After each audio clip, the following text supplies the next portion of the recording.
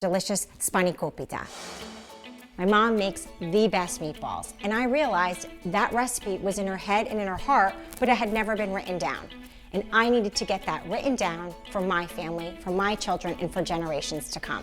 I figured if my mom's recipes were in her head and heart, I bet this was something I was gonna find all over the place. I went all around the country. I ended up with almost 40 women representing 35 different countries, and they all came together in a compilation cookbook, Heirloom Kitchen. When I think about my cookbook, it's truly a love letter to immigrant women, and most especially to my mom. I get emotional talking about it because it really means, I'm still sorry. I learned so much about my mom that I didn't know.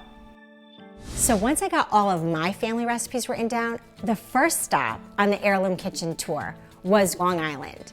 I was so happy to cook with Nelly Cheliotis. She came here from Greece and she taught me how to make her delicious Spanakopita.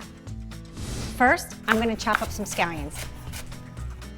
We're gonna get them in a pan and melt them with some butter.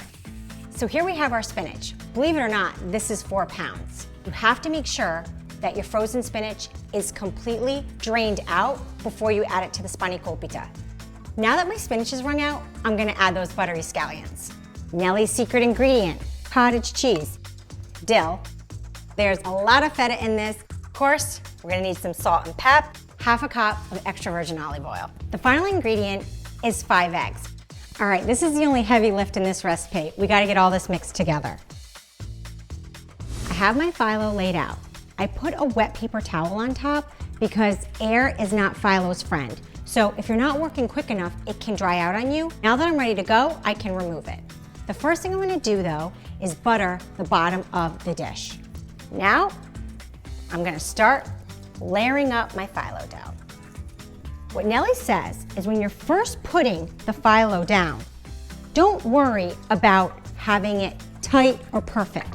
A crumpled phyllo actually creates more lift in your layers. I'm gonna do 10 layers, and then we'll put our filling in. So now that our filling is down, it's time to finish it up with our top layer. So, more of the same. With the last 2 sheets, you're actually going to do something a little bit different. You are gonna wanna pull them tight because this is the top. You want it to look great. Now we're ready to score the Spanakopita. First, I'm gonna cut off my overhang. Using my paring knife, I'm going to tuck all of the edges in to create a nice even border. So by scoring it, you're gonna get a perfect slice when it comes out of the oven. Okay, now for the final step. We're gonna take our butter and just brush it into every one of those cut marks. It actually keeps the phyllo from flipping up while it's baking. Now we're gonna put it in the oven for 45 minutes. We're gonna check it, make sure it's not getting too brown, and then cook it for another 15.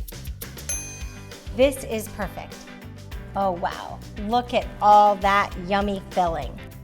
Get into the kitchen with your family members and make those special recipes. They'll be heirlooms to keep for a lifetime.